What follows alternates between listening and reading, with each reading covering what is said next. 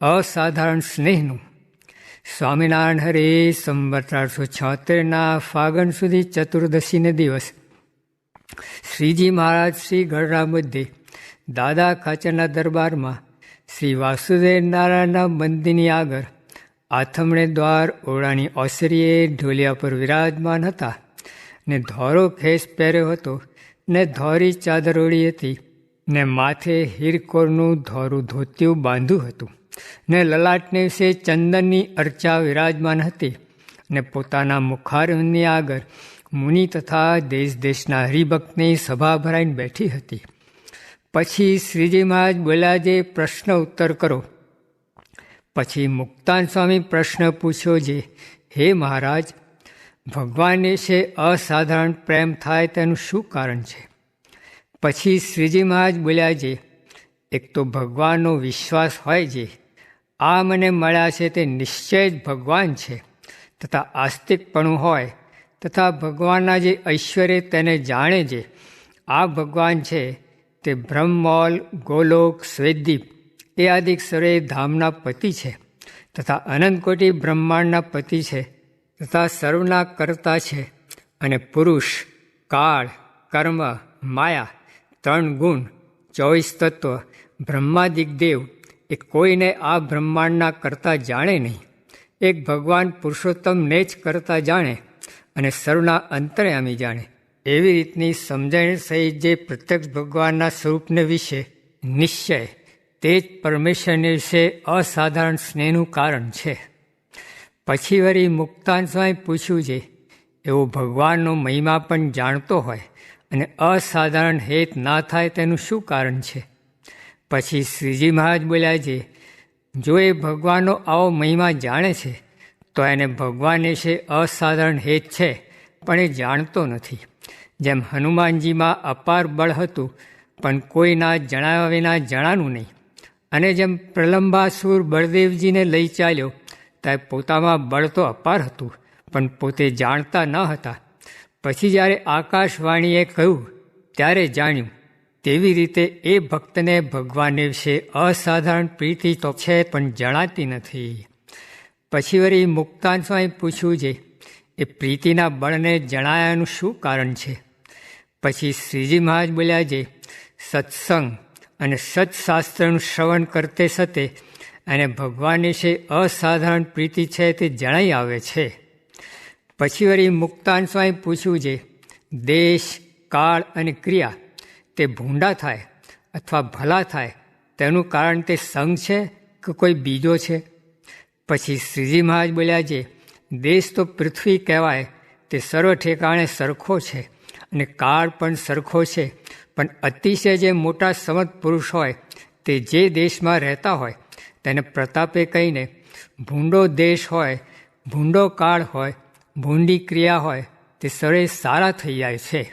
અને અતિશય ભૂંડા પાપી પુરુષ જે દેશમાં રહેતા હોય તેને યોગે કહીને સારો દેશ ને સારી ક્રિયા ને સારો કાળ હોય તે પણ ભૂંડા થઈ જાય છે.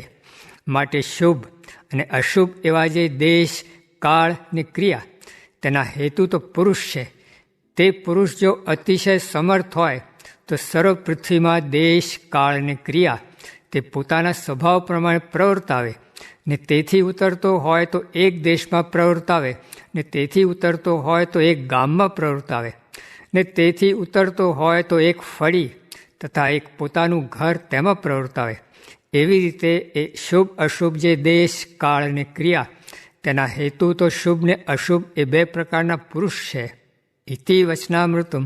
એવી રીતે ગઢડા પ્રથમ પ્રકરણનું 59મું વચનામૃત જે તે થયું. આ સાધુ જેવા છે એવા જણાય તો તેને મૂકીને છેટે ખસાય નહીં. તે કાંઈ ચમત્કાર જણાવે તો વ્યાપકાનંદ સ્વામીની પેઠે બંદીખાના થાય. માટે કાંઈ નથી દેખાડતા તે પણ ઠીક છે. સ્વામિનારાયણ હરે સ્વામીએ વાત કરી, જે બકરા, ગાયું, ભેંસું ને ઊંટ એ સર્વે વાડામાં રહે, પણ વાઘ હોય તે વાડામાં પુરાય નહીં. તે મુમુક્ષુ હોય તે કોઈ મતમાં કે વિષયમાં બંધાઈ રહે નહીં, એમ મહારાજ કહેતા. અને મહારાજ વિરાજતા ત્યારે પણ જેણે સમાગમ કર્યો નથી ને આજ પણ જે મોટા સંતનો સમાગમ નથી કરતા તેને શું વધુ બુદ્ધિવાળા સમજવા? માટે બુદ્ધિ તો એટલી જ જે મોટા સાધુથી શીખે ને મોક્ષના કામમાં આવે, બાકી બુદ્ધિ નહીં. તે મહારાજ કહેતા જે નાદ ભક્ત બુદ્ધિવાળા છે ને દિવાનજી મૂર્ખ છે ને વ્યવહાર છે તે તો તાજખાના જેવો છે, તે તો સુધરો તો પણ બગડેલો જ છે, તેમાં કંઈ સાર નથી. તે ઉપર સુરતના ખાડાનું દ્રષ્ટાંત દીધું. સ્વામિનારાયણ હરે સ્વામીએ વાત કરી જે સર્વ કરતા સંત મોટા તેનો મહિમા કયો. તેની વિકતિ જે સર્વ કરતા પૃથ્વી મોટી અને તેથી જળ, તેજ, વાયુ, આકાશ, અહંકાર, મહતત્વ, પ્રધાન પુરુષ ને મૂળ પ્રકૃતિ પુરુષ ને અક્ષર સુધી એકબીજાથી મોટા છે ને તે સર્વના આધાર ભગવાન છે. એવા મોટા ભગવાન તેને સંત પોતાના હૃદયમાં અખંડ ધારી રહ્યા છે, માટે તે મોટા છે. સ્વામિનારાયણ હરે સ્વામીએ વાત કરી જે આ બ્રહ્માંડના સર્વજીવને ખવડાવવું તે કરતાં એક ભગવદીને જમાડવો એ અધિક છે. સ્વામિનારાયણ સ્વામીએ વાત કરી જે ઉત્તમ પુરુષને સેવ્યા હોય ને તેને કસર રહી ગઈ હોય ને તેનો દેહ પડે તે પછી એવો જોગ ન રહે તો પણ તેની ગમે તે પ્રકારે સહાય કરે. કેમ જે એ તો સમર્થ છે, તે રક્ષા કરે, જેમ વ્યાસજીએ કીડાને કર્યું એમ કરે. સ્વામિનારાયણ હરે સ્વામીએ વાત કરી જે જુઓ ને એક પુરુષ ઉગ્યો તે 50 કરોડ યોજનમાં અંધારું ન રહ્યું. તે જેમ સૂર્યના કિરણે કરીને રાત્રિનો નાશ થાય છે, તેમ સત્પુરુષની દૃષ્ટિ વડે કરીને તો કોઈ દેશમાં અજ્ઞાન રહે જ નહીં.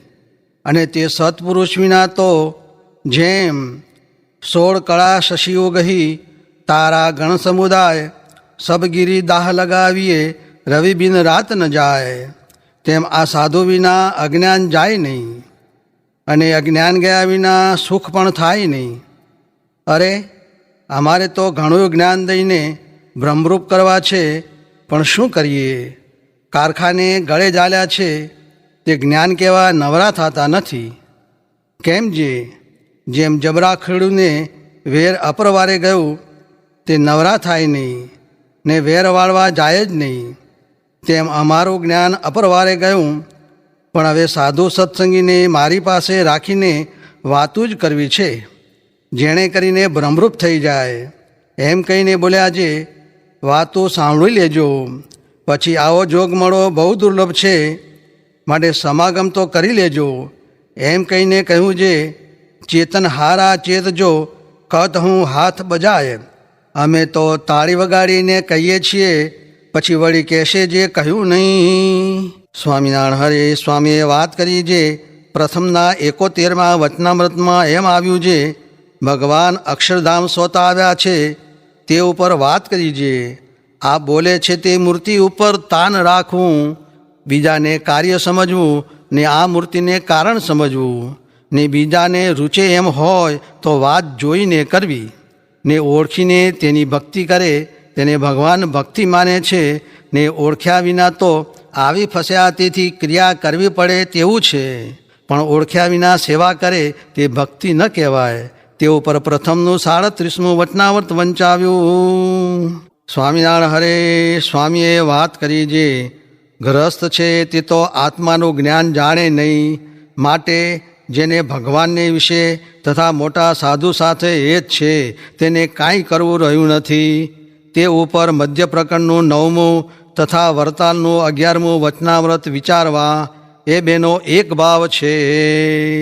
સ્વામિનારાયણ હરે સ્વામીએ વાત કરી છે કામ, ક્રોધ, માન, ઈર્ષ્યા ને દેહાભિમાન એ સર્વે મૂકશે ત્યારે ભગવાન ને ભગવાનના સાધુ રાજી થશે.